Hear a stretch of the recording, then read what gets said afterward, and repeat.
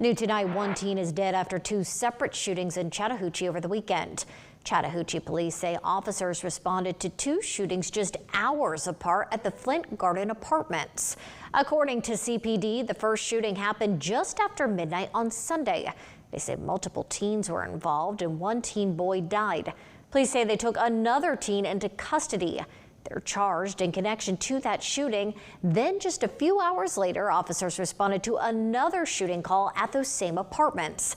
Police say a man was shot in his apartment but did not have life-threatening injuries.